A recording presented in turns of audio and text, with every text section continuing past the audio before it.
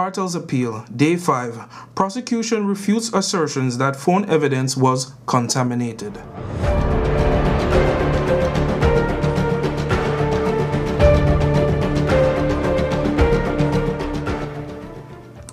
As many telling soon. So I have the updates and phone. This is day 5 of Vybz Kartel's appeal, and so far it has been going great. Today, day 5, now we have the prosecution stepping up and making certain assertions that, phone evidence, that this phone evidence, nothing was contaminated, which I'm going to get into the reading, then we'll come back and discuss this thing, because I don't understand what I say. I'm sure a lot of persons hearing this right now, they're confused. The prosecution in the appeal case of Vybz Kartel and his co-appellants this morning argued in Court of Appeal that there was no proof to show that the digital evidence that they had relied on, including phones that were seized from Vybz Kartel, were manipulated and altered. Attorneys representing the appellants have over the past 4 days sought to convince the appeal judges that during the 2014 trial for the murder of Clive Lizard Williams, Justice Lennox Campbell, who had presided over the murder trial, admitted contaminated the evidence. However, Assistant Director of Public Prosecution Orette Brown today told the court that Justice Campbell had not accepted contaminated evidence. He said the assertions from the defense lawyers that the evidence were contaminated were fanciful. Yes, a fanciful is like, you must say, a fairy tale, a make-up thing, nothing that not real, isn't me I say?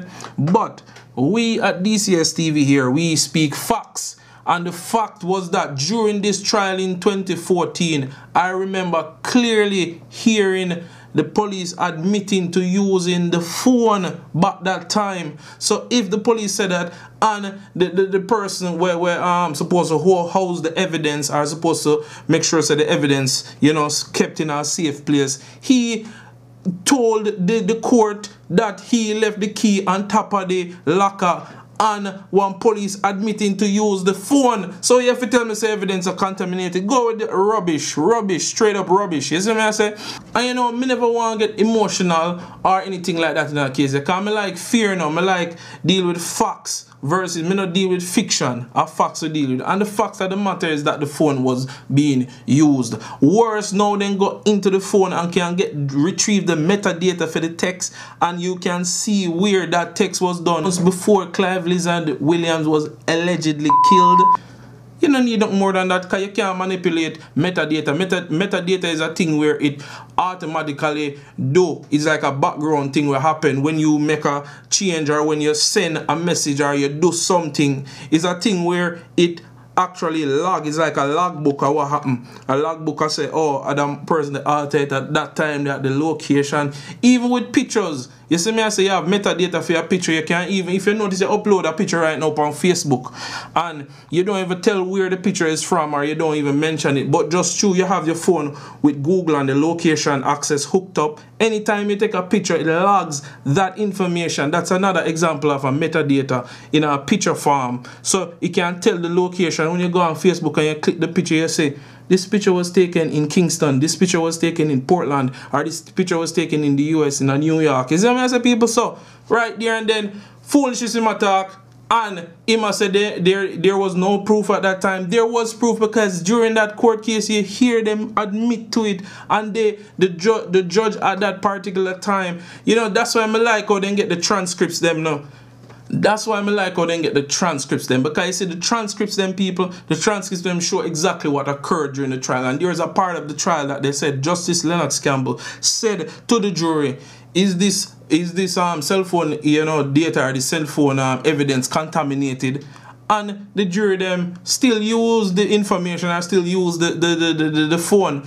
You understand? And which in the jury don't have any expertise of being able to analyze the messages and tell if it's real or not. So all you forget to the hands of the jury, and then you're gonna come and say there is no evidence to prove that these messages or this phone was contaminated.